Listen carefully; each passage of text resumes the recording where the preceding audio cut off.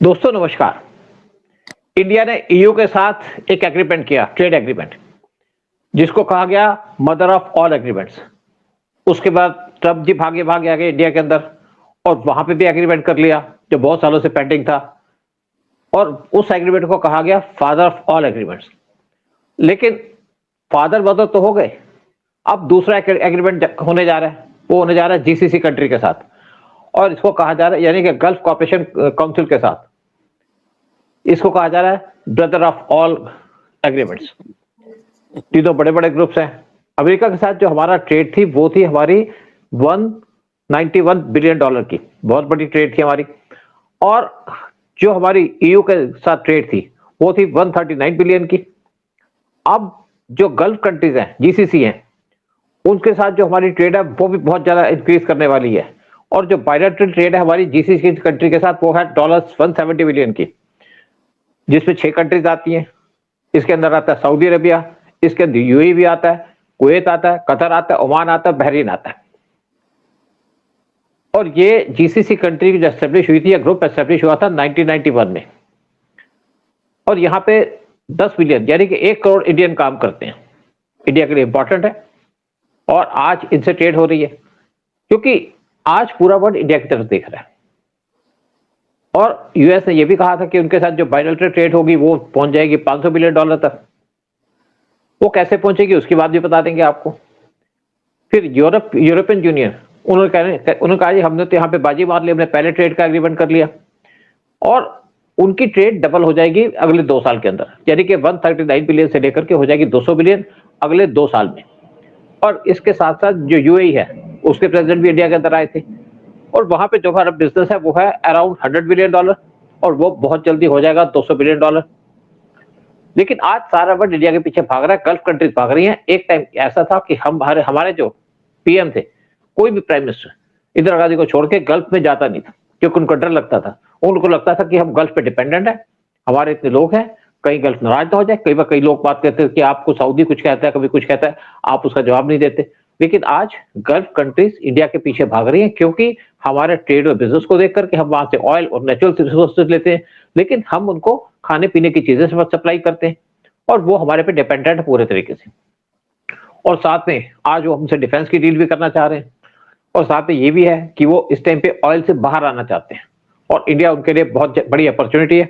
इसी पे चर्चा करेंगे। चर्चा करने के लिए हमारे साथ बैठे हुए शंकर पानी जी, कि तीनों चीजों पे क्या हम अचीव कर सकते हैं और क्या अचीव कर रहे हैं, यानी कि ईयू के साथ, यूएस के साथ, और इस टाइम पे गल्फ कॉपरेशन काउंसिल के साथ जो हमारा एग्रीमेंट होने जा रहा है। वो शंकर पानी जी, आप क्या सोचते हैं कि जो हमारा जीसीसी कंट्रीज के साथ एग्रीमेंट होने जा रहा है उससे हम क्या अचीव कर पाएंगे? सर, अचीव तो हमें करना है कि हमें विश्व गुरु बनना है, और उसके लिए हमारे पास बहुत अच्छा फॉरेन मिनिस्टर है, लेकिन उसको मार्गदर्शन कौन दे रहा है, उसको एडवाइस कौन कर रहा है? वो है हमारे prime minister Modi ji. Modi ji is a magician, I am telling you, as far as relationships are concern.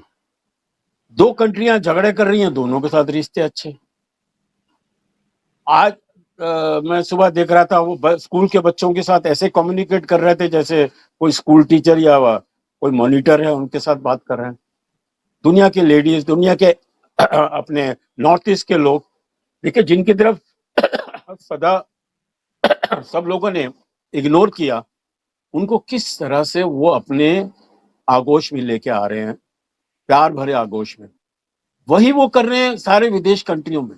आपको पता है कि जैसे ही वो 2014 में प्राइम मिनिस्टर हुए, तो he went on a world wide tour, जिसके ऊपर ये ऑपरेशन शोर मचाने लगा जी ये तो घूमते रहते हैं, ये तो फॉरेन में रहते हैं। अबे गधो, उसका रिजल्ट अब देखो जाके।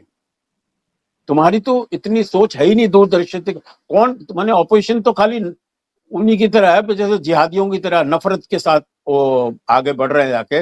वो तो मोदी से हेट नहीं करते, वो तो अभी देश से हेट कर रहे हैं, इंडिया से हेट कर रहे हैं जाके।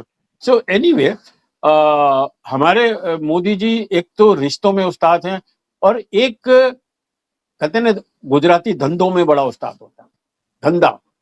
धंधे में बेसिकली उनका एंगल यही है कि दोस्ती वही मायने रखती है जिसका कोई मतलब हो, जिसके अंदर कोई फायदा हो। और देश के लिए। और ये आदमी देखिए अपने लिए तो 1 रुपए नहीं कमा रहा, उसको तो जो गिफ्ट मिलते हैं वो भी जाके वो दान कर देता है और वो दे देता है, डोनेट कर देता है।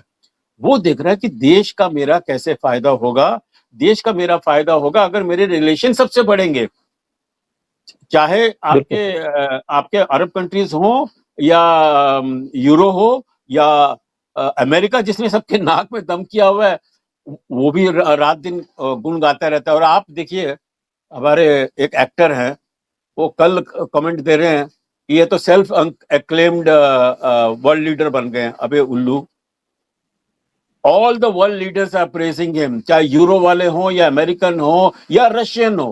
कैन यू इमेजिन, अमेरिकन भी तारीफ कर रहे हैं उसकी, रशियन भी तारीफ कर रहे हैं। तो I think full marks to Modi ji for his foreign policy, for his relations with the foreign countries and our economic drive, you know, जो हमारे देश के लिए बहुत फायदे हो रहा है। एंड आई एम श्योर भगवान करे इनको दीर्घायु दे, इनको लंबी लाइफ दे और इनको इनकी हेल्थ ठीक रखे, और अगले 10 साल में पता नहीं देश को कहां से कहां पहुंचा देंगे, जो इनका टारगेट है। हाँ, उधर सबसे पहले बात करते हैं जो यूएस के साथ हमारी डील हुई है। कुछ डिटेल बाहर आई है। कुछ लोग ये कहते हैं कि कैसे हम इतना अचीव कर पाएंगे। देखिए, इसके अंदर बात चल रही है, जो हमारे कॉमर्स मिनिस्ट्री के जो लोग हैं उन्होंने कुछ बातें क्लियर की है मीडिया के ऊपर।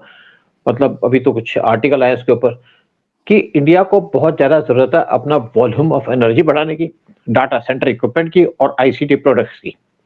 हमारे जो स्टील इंडस्ट्री है उसकी इस टाइम पे जो टोटल आउटपुट है वो है 140 मिलियन टन, और ये बहुत जल्दी इंक्रीज हो जाएगा डबल, यानी कि 280 मिलियन टन हो जाएगा।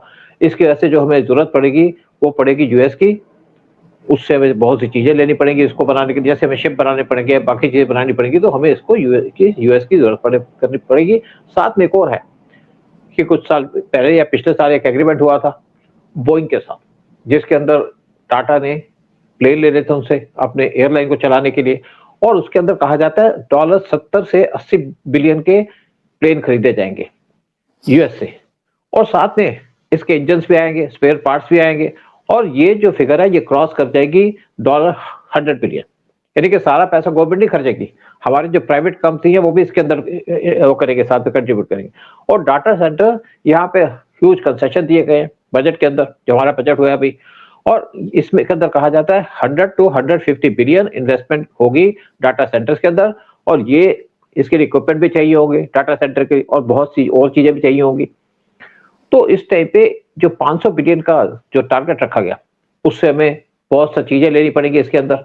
लेकिन साथ में इंडिया जो पार्ट्स लेता है, जो उसने कमिटमेंट की है पार्ट्स लेने की अपनी डील के साथ जो यूएस के साथ की है, उसके अंदर जो करंट परचेज है ग्लोब से वो है over $100 billion, $300 billion.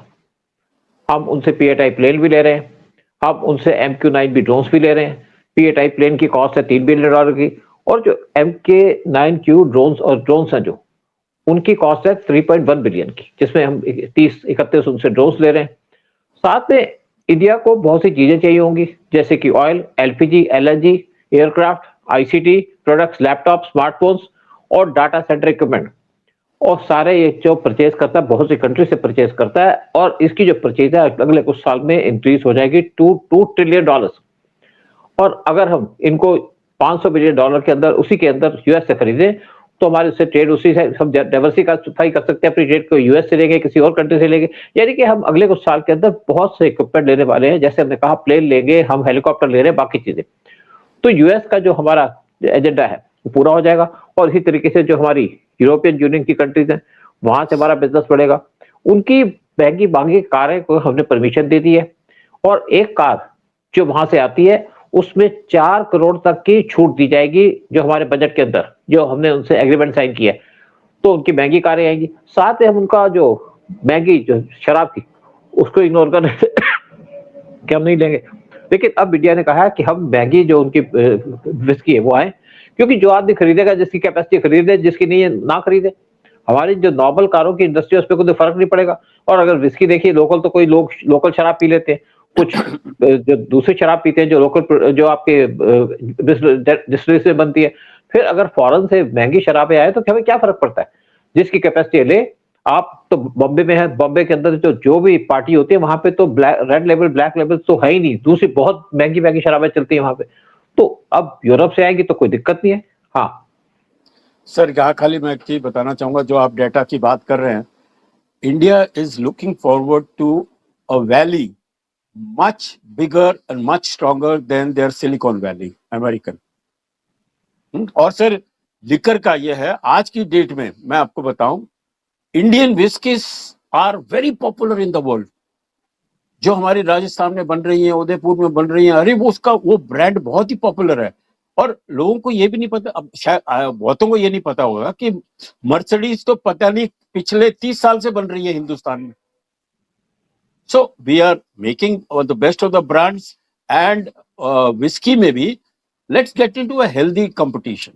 You know what? It's a very big market. बहुत बड़ी मार्केट है, और इसके अंदर अगर हम लोग अच्छे प्रोडक्ट बनाएंगे और अगर हमारी ड्रिंक्स पॉपुलर होती है तो हम भी कमाएंगे, तो हमें तो भी दरवाजा खोलना पड़ेगा ना। पहले तो बहुत शोर मचता था कि मनमोहन सिंह ने मार्केट खोल दी, ओपन मार्केट कर दी। अरे ये तो उस ओपन मार्केट का बाप कर रहा है जो मोदी कर रहा है इस वक्त। मैंने किस तरह से टैक्टफुली, देखिए वो तो बेचारा छूता नहीं, वो तो खिचड़ी खाने वाला आदमी है, but he is looking at the importance of this wine being imported and exported.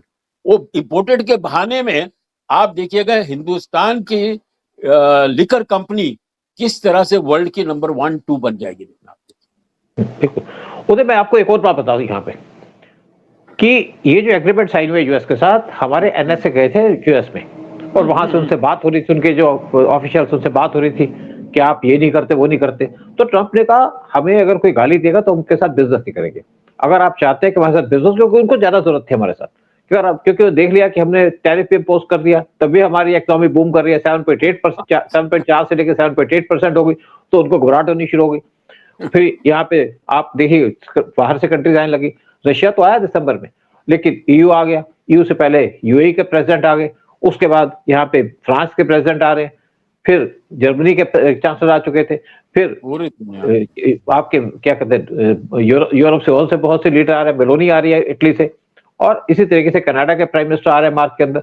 तो उनको लगा कि इंडिया के साथ हमें एग्रीमेंट तो करना पड़ेगा। तो ट्रंप ने तो डोवाल साहब ने कहा कि भाई अगर आप हमसे बिजनेस करना चाहते हैं तो आप हमको गाली देनी बंद करो, और उसके बाद हम आपसे बिजनेस भी करेंगे। नहीं तो इंतजार करेंगे, हाँ इंतजार करेंगे हम जब तक इनका टेन्योर खत्म हो जाएगा।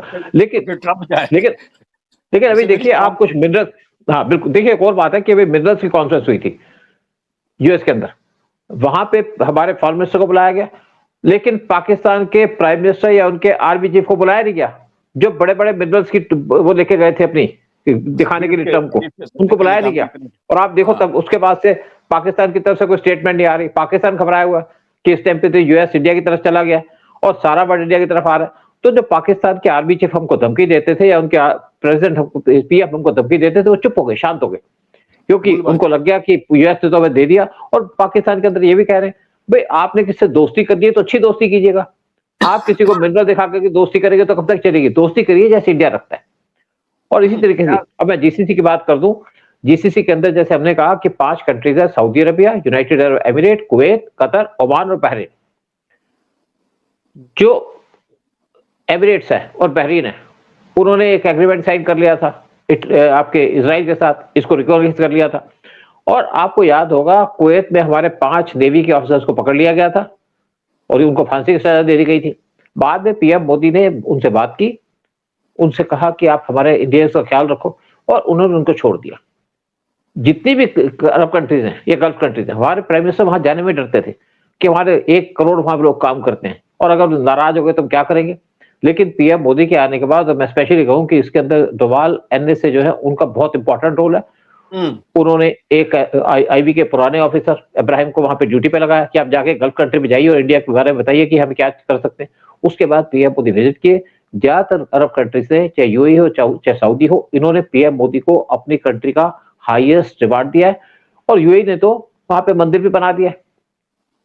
तो अगर अब लेटेस्ट खबर आई थी कि सऊदी के अंदर कुछ इंडियंस है कोई ट्रेड का काम कर रहे थे, वहां उनको गालियां दे दी गई, कुछ अब्यूजिव लैंग्वेज यूज की होगी उनके रिलीजन को लेकर के, तो सऊदी ने उन लोगों को अरेस्ट कर लिया। आज वो सिचुएशन, और एक टाइम पे था कि अगर कोई मूर्ति लेके जाता था अपने बैगेज के अंदर, तो उसकी मूर्ति को रख लेते थे, अलाउ नहीं करते थे, बिंदी लगाना अलाउड नहीं था। लेकिन आज सारा काम हो रहा है। और अगर आप बात करते हैं ओमान की, ओमान एक स्ट्रेटेजिक कंट्री है और ओमान के साथ हमारा एक एग्रीमेंट भी साइन हुआ है, जिसके अंदर ओमान ने अपना डोकम पोर्ट इंडिया को दिया है कि आप हमारा डोकम पोर्ट यूज कीजिएगा। इससे क्या है कि हम पाकिस्तान का जो गवादर पोर्ट है उसको काउंटर कर सकते हैं, जहां पे चाइना घुसने की कोशिश कर रहा है। तो आज जितनी भी अरब कंट्रीज है इंडिया के साथ चल रही है, इंडिया की स्ट्रेंथ को समझ के और अपने आप को डाइवर्सिफाई करना चाहती है। आपने देखा कि सऊदी ने एक एग्रीमेंट साइन किया था पाकिस्तान के साथ, डिफेंस एग्रीमेंट, और आज जब यहाँ पे अरब लीग के जो लीडर थे, फॉरेन मिनिस्टर, उनको बुलाया गया था कुछ दिन पहले, तो सऊदी के फॉरेन मिनिस्टर भी आए थे। तो वो भी अब देख रहे हैं किस तरीके से इंडिया डील कर रहा है सिचुएशन को। और जब यहाँ पे यूए के इनके एग्रीमेंट साइन करने के बाद यूए के प्रेसिडेंट इंडिया आए, तो उस टाइम पे सऊदी कुछ घबराया हुआ था कि मैं क्या कर सकता हूँ। लेकिन आज जिस तरीके से जीसीसी के साथ एग्रीमेंट साइन होने की बात कर रही है ट्रेड और बिजनेस की, इससे लगता है कि इंडिया बहुत जल्दी अपनी एंट्री करने वाला पूरे वर्ल्ड मार्केट के अंदर। जीसीसी को एस्टेब्लिश किया गया था 2004 में, इन्होंने एक ग्रुप बनाया था और इनके साथ हमारा बात चल रही थी 1981 में ग्रुप बना था, लेकिन हमारी इनसे ट्रेड की बात चल रही थी 2004 से, लेकिन उसके बाद 2011 में सस्पेंड कर दी गई। लेकिन जैसे हमारा एग्रीमेंट हुआ यूरोपियन यूनियन के साथ, फिर यूएस आ गया, फिर अब जीसीसी कंट्री कह रहे हैं हमारे साथ भी एग्रीमेंट करो और बहुत जल्दी एग्रीमेंट साइन हो जाएगा।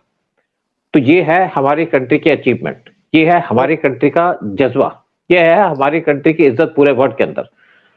तो कुछ आप कीजिए, फिर प्रोग्राम को खत्म करते हैं। बट यस सर, हमारी कंट्री का तो है जज्बा, but who is the leader, who is the one who is guiding the whole country? Is Modi. देखिए उदय, आपको मैं एक बार बता दूं, Modi ji is just a servant. Modi कहते मैं आपका सर्वेंट हूँ। हाँ, ये उनकी आप देखो कितनी ऊंची बात करते हैं वो। और दूसरा जो अपोजिशन का लीडर है, दूसरों को चोर कहता है, किसी कहता है तुम गद्दार हो। अरे गद्दार तुम हो जो देश के बारे में बात करते, देश को बेचने को फिरते हो। गद्दार ऐसे लोग होते हैं। चलो प्रोग्राम को खत्म करते हैं और आपसे कहते हैं कि चैनल को सब्सक्राइब कीजिए, वीडियो को शेयर कीजिएगा। I think hats off to Bituji for his reply to him, you know. Anyway, sir, सत्यमेव जयते, सत्य ही जीतेगा। और जिस प्यार से मोदी जी अपनी कंट्री को ले जा रहे हैं, I am sure there are better times, अच्छे दिन और भी आने वाले हैं। एनीवे सर, ओके, आपके जय हिंद, जय भारत। और एक खाली रिक्वेस्ट करना भूल गए हमारे सूद साहब। नहीं, कर दिया। चैनल को सब्सक्राइब कीजिएगा, वीडियो को शेयर कीजिएगा, ताकि आपको अच्छी और प्रॉपर इन्फॉर्मेशन दे पाए। हमारे पास कोई इन्फॉर्मेशन मैन्युफैक्चर नहीं होती, हम आपके सामने सच्चाई लेके आते हैं और अपने व्यूज देते हैं उसके ऊपर। जय हिंद, जय भारत, वंदे मातरम सर।